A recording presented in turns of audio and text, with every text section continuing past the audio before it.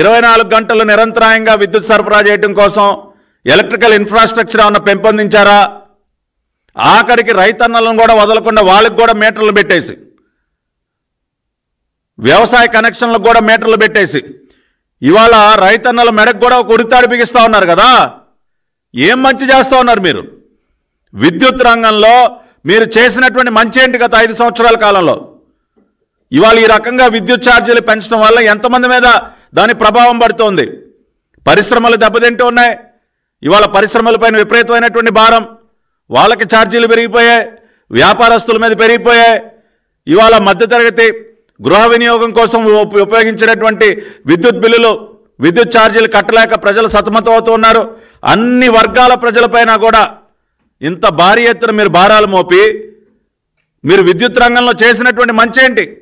గతంలో చంద్రబాబు నాయుడు గారు పైసా ఛార్జీలు పెంచకుండా ఎన్ని రకాలైనటువంటి సంస్కరణలు తీసుకొచ్చారు? ఎంత ఎఫిషియెంట్గా విద్యుత్ రంగాన్ని ఆయన రాష్ట్రంలో నడిపినటువంటి పరిస్థితి. ఇవాళ అప్రకటిత కరెంటు కోతలు, రైతన్నకి ఎప్పుడు కరెంటు వస్తుందో తెలియదు.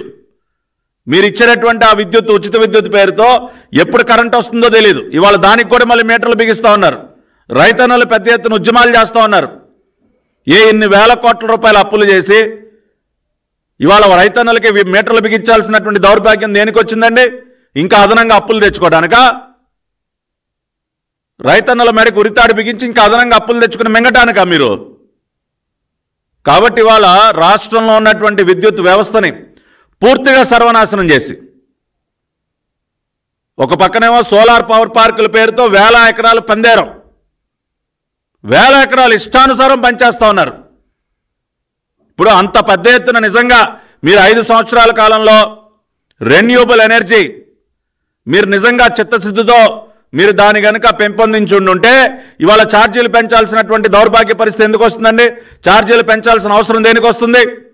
ఇవాళ ట్రూ అప్ ఛార్జీలు జెన్కో వాళ్ళు బొగ్గు అంత పెట్టుకున్నారు, ఇంత పెట్టుకున్నారని చెప్పి ఇవాళ ఆ భారాన్నంతా కూడా ప్రజలపైన మోపుతున్నారు.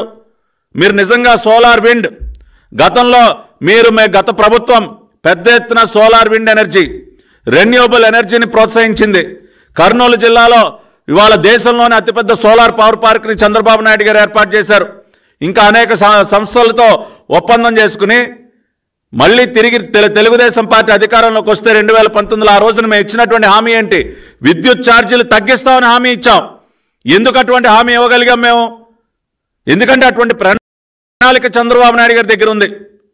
విద్యుత్ ఛార్జీలను ఏ రకంగా తగ్గించవచ్చో అన్న మార్గంలో తెలుగుదేశం పార్టీ ఆలోచిస్తే ఇవాళ మీరు ప్రతి సంవత్సరం ప్రతి నెల బాధటమే బాధటం. 10 సార్లు పెంచుతారా? 27,500 కోట్ల రూపాయలు కేవలం ఛార్జీల పెంపుదల పేరుతో రాష్ట్ర ప్రజలపైన మోపుతారా మీరు? ఇవాళ ఈ వ్యత్యాసాన్నే ప్రజలు గమనిస్తూ ఉన్నారు.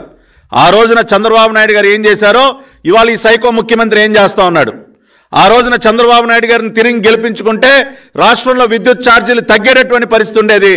ఇవాళ ఈ సైకోని మనం అధికారంలో కూర్చోబెట్టి ఇవాళ మన నెత్తిని మనం పెద్ద గుదిబండను పెట్టుకున్నాం. ఈ రకమైనటువంటి భారాలు మోయాల్సినటువంటి పరిస్థితికి మనం వచ్చామని చెప్పి ఇవాళ అందుకనే ముఖ్యమంత్రి ప్రచారానికి వెళితే చెప్పులు ఇసురుతూ ఉన్నారు, చెప్పులతో స్వాగతం పలుకుతూ ఉన్నారు. కడుపు మండిపోతూ ఉంది. ప్రతి నెల విద్యుత్ బిల్లు చూస్తే ఆగ్రహం కట్టలు దించుకుంటా ఉంది వాళ్ళ రాష్ట్రంలో ఉన్నటువంటి ప్రజలందరికీ.